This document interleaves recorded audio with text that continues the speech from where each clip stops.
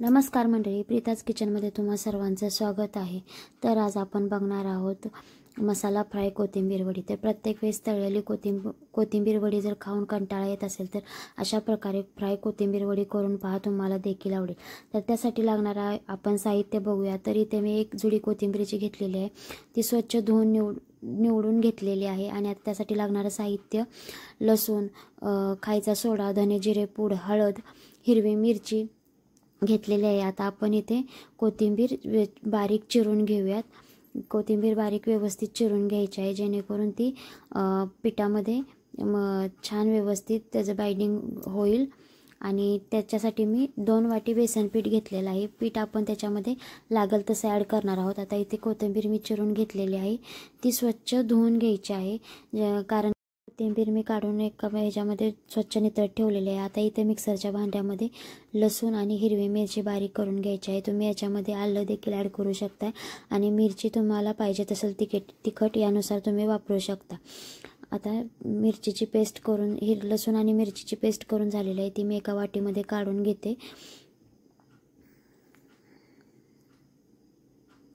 आणि आता आपलं कोथिंबीरीमधलं पाणी नितळलेलं आहे। आता कोथिंबीर एका पसरट भांड्यामध्ये घेऊया आणि त्याच्यामध्ये बेसन पीठ टाकून घ्यायचं आहे। याच्यामध्ये 2 चमचे मी तांदळाचं पीठ ॲड केलेलं होतं, ते डाळीच्या बेसन पिठामध्येच ॲड केलेलं होतं। आणि त्याच्यामध्ये आता आपण हिरवी मिरची आणि लसूण जे बारीक पेस्ट केलेली होती ती ॲड करूया।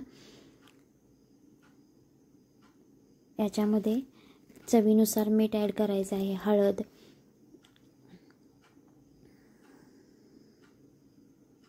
खायचा सोडा 1 चिमटभर टाकायचा आहे, जेणेकरून वडी अशी थोडीशी स्पॉन्जी होते।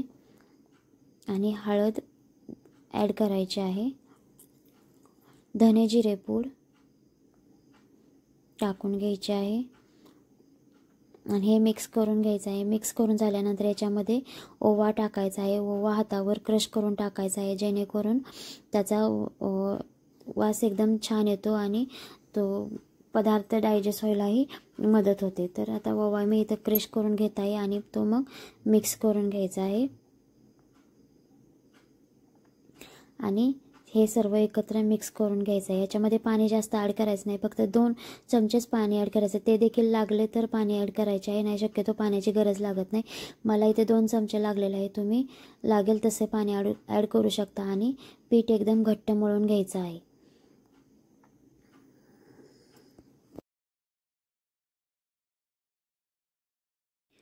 पीठ एकदम असं आपलं मळून झालेलं आहे।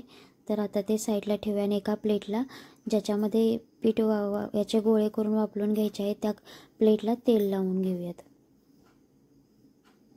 तेल सगळीकडे व्यवस्थित पसरून घ्यायचं आहे आणि गोळे करून याच्यामध्ये वाफलत ठेवायचे आहेत।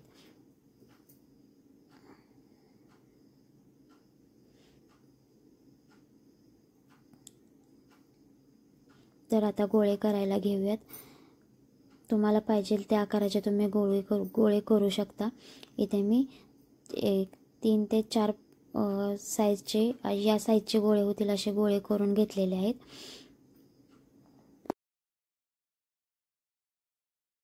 एका साईडला मी इडलीच्या भांड्यामध्ये पाणी गरम करायला ठेवलेलं आहे, जेणेकरून त्याची वाफ तयार होईल। आणि आता पाणी पूर्णपणे उकळलेलं आहे, याच्यामध्ये आता आपण ते करून ठेवलेले गोळे ठेवून देऊयात आणि झाकण ठेवून 15 ते 20 मिनिटं ठेवून वाफलून घेऊयात। 15-20 मिनिटं झाल्यानंतर आता आपले गोळे करून ठेवलेले वाफलून झालेले आहेत। आता आपण त्याच्यामध्ये चाकू घालूया आणि ते आतमध्ये पूर्णपणे शिजलेले आहेत का बघूया। तर ते पूर्णपणे शिजलेलं आहे, काढून घेऊयात आणि आपल्याला पाहिजे त्या आकाराचे गोळे कट करून घेऊयात। थोडंसं थंड होऊन द्यायचं आहे आणि मगच कट करायचे आहेत। तर इथे थंड झाल्यानंतर मी कट करत आहे, तुम्हाला पाहिजे त्या साईजमध्ये तुम्ही कट करू शकता। इथे सर्व माझे वडे कट करून झालेले आहेत, तर ते आता आपण एका प्लेटमध्ये काढून घेऊयात। आणि आता याला फ्राय करण्यासाठी आपण फ्राय करून घेऊयात। तर त्यासाठी मी कढईमध्ये तेल घेतलेलं आहे,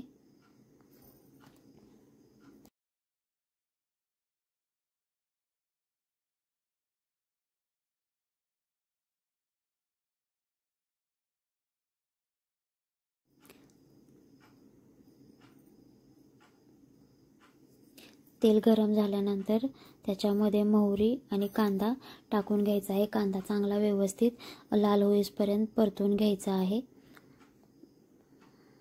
कांदा आपला परतून झालेला आहे. त्याच्यामध्ये लाल तिखट, गरम मसाला, हळद आणि धने जिरे पूड टाकून ती व्यवस्थित परतून घ्यायचं आहे.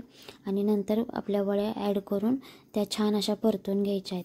तर मग मंडळी, तुम्हाला ही रेसिपी कशी वाटली मला कमेंट करून नक्की सांगा. व्हिडिओला लाईक करा, शेअर करा आणि सबस्क्राईब करायला विसरू नका.